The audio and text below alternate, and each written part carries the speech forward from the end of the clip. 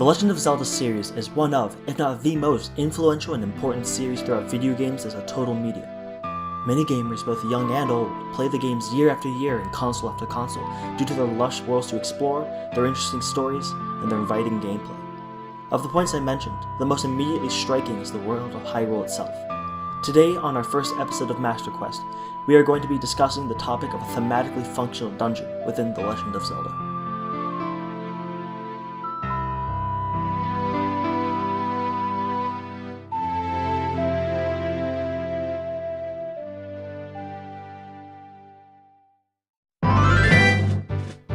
Now let's go back to basics first. What is a thematically functional dungeon? The term is used to describe how well a dungeon is incorporated into the Legend of Zelda series. There are a number of reasonable descriptions of how they fit in, and because of this subjectivity, I'm going to limit the criteria to 3 major points. The first major point is how the dungeon physically fits into the lore of the game world. Is it referenced, or does it just show up out of nowhere? Next is how its dungeon theme fits into the context of the dungeon. Do the key features of the dungeon reflect onto its theme? Finally, does the dungeon item it gives you make sense? This one is a little more subjective than the other two, simply because it has to draw on a number of in-game and out-of-game sources. These points help to construct what makes each individual dungeon unique. Now, a small precaution. Just because a dungeon is or is not thematically functional does not signify its actual quality. Between Ocarina of Time and A Link to the Past, Ocarina definitely has more thematically functional dungeons, but both are stellar games with opinions on actual quality going either way. Now let's get into the deep of it.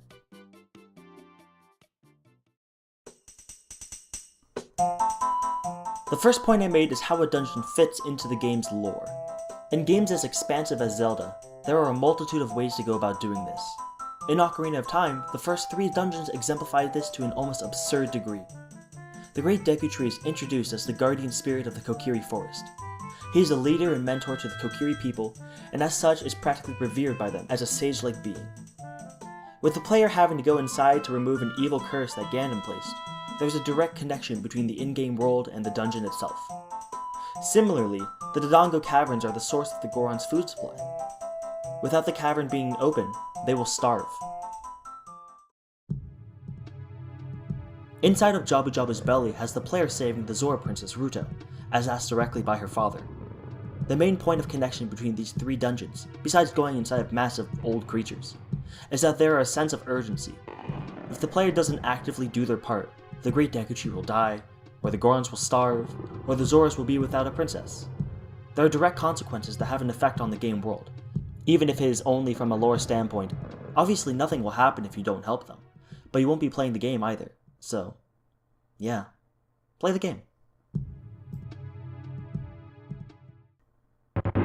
On the other end of the spectrum, there are dungeons like the ones shown in the earlier Zelda titles. Almost all of the dungeons in A Link to the Past act against the idea of a thematically functional dungeon. The Tower of Hera, the 3rd main dungeon in the game, comes practically out of nowhere. Beyond Old Man Sasra... Let's try this again. Sarsaparilla? No. Sectum Sempra? Circle of... No. Screw it, let's just call him Sammy Boy. Now Sammy Boy tells us that we have to get these pendant thingies. Neato, but nobody else in the game really references them. It feels like a wasted chance to try and world build. But oh well. It's still an amazing dungeon otherwise. This brings me to my next point, however.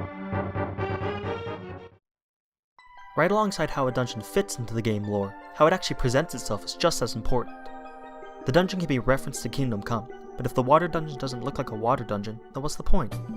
Very few dungeons exemplify this, as well as Ocarina of Time's Fire Temple. It's fairly stereotypical in its overall concept, you know, fire and lava and brimstone, but it also has deeper meanings strewn throughout.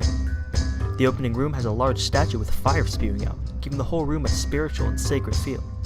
This feel extends to the rest of the dungeon as well. Many of the rooms are filled with symbols, with some of them even being portrayed as altars. The whole dungeon feels holy. In this category, A Link to the Past matches up with Ocarina of Time. Dungeons like the Desert Palace make great use of their landscape to direct how the dungeon feels to the player. With sand covering every floor and sandworms at every corner, it just feels like an indoor part of the desert, old and ruined and worn away by the sand. Plus Sammy Boy's there, and he makes everything seem old, so another point added. This last point is my personal favorite to discuss, because there's just so many ways to go about it. Items are a staple of the Zelda series. Part of what makes them so fun is how they fit into the world.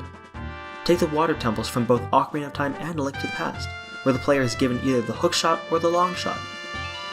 Both are an extendable chain with a barbed spear-like tip, and that spear-like tip is exactly what connects it to the dungeon.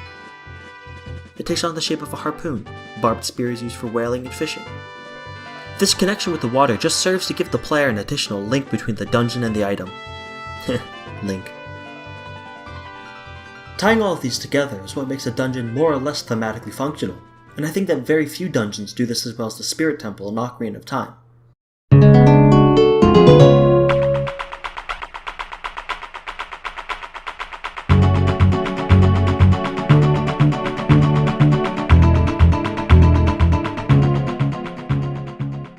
Want some of that game lore?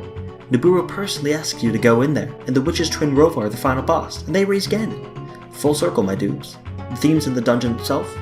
Like the Fire Temple on steroids. Want some wall scriptures? We got you. Want statues? The Spirit Temple has the best statues around. Nothing else really compares. Has the atmosphere down and pat. And the items? Well, the mirror shield itself links back to the Gerudo people. They live in a desert. Of course they're going to worship aspects of the sun, and with the sun symbolism sprawled on nearly every wall, to control some of that power is a logical extreme. And the silver gauntlets?